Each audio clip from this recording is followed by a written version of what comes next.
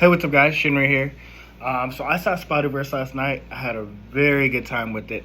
I loved it possibly just as much as Into the Spider-Verse, if not more. And the reason why I want to say that is because Into the Spider-Verse was such a personal story from Miles, where this is still that, but you get to see like you open with Gwen's story, and then you learn Miguel's like part of his story. I don't know everything about him because like I'm not big on Spider-Man lore, but oh my gosh, there's not just like so many Spider-Man. There's so many variations. There's so many races. Like there was a Hindu Spider-Man who has these yo-yos. He was cool as fuck. There was the Rock, the Spider-Punk, which he was awesome. He was in there with like, he didn't have any lines, but he is cool. Just like, and he even breaks fourth wall. He is cool. Like like I lived for him. Peter B. Parker was just kind of okay. He was just kind of there this time. He didn't really do much for me. But yeah, there was so many cool Spider-Man, so many cool variations, and like it just really shows that anybody can wear the mask. Like anybody can be bit by a spider. I love that not all of them are named Peter Parker. Like I originally just thought like everybody was named. I mean, aside from Miles, because I think in the first one they were all called some variation of Peter, but this one it's like all different kind of Spider-Man from all across the world and stuff like that. And you get to see them like how they use their powers uniquely for them. It was so good, man. By the way, there is no post-credit scene. You don't have to sit past the movie. It ends perfectly. It knows what it's doing. But the point of this review is I want to talk about the very end, what I think the next Spider-Verse movie is going to be. So, like I said, I don't want to talk about the whole movie because I want you to go see it. Just know that it's good, it's entertaining. It is 2.5 hours long, but you're gonna love it. You're gonna enjoy the ride the whole time. There was a couple times I thought it would end just because, like, that's where I would end the story and make it come back for the sequel. But I like how it ended, period, and that's what made this review anyway. So, the way the movie ends, and this is major spoiler warning for the very end of the movie. Give you about 5 seconds. This is the very end spoiler. So, in the end of the movie, Miles is trying to get back home, but the universe, in Miles's universe where Peter Parker died from Into the Spider-Verse, Miles was never supposed to be Spider-Man. The spider that bit him was from a different universe that Doc Ock, the female Doc Ock, and her assistant brought into this world. So that's why there was 2 Spider-Man. So Miles is an anomaly according to Miguel, which is true. He wasn't supposed to be Spider-Man.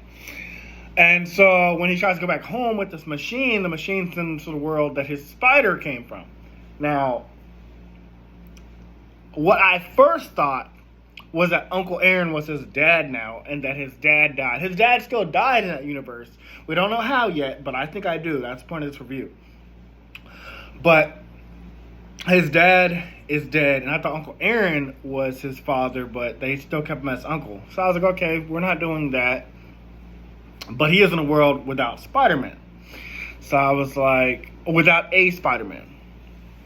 So I was like, okay. So what happened? Well, no, that ruins my review because if there's no Spider-Man, Spider-Man can have killed his dad. Damn, my whole review is fucked up. I just remembered. Okay, so here's what happens. So when Miles goes to the universe that belongs to the spider that bit him, his version of Miles is the Prowler, and his Uncle Aaron like works for him.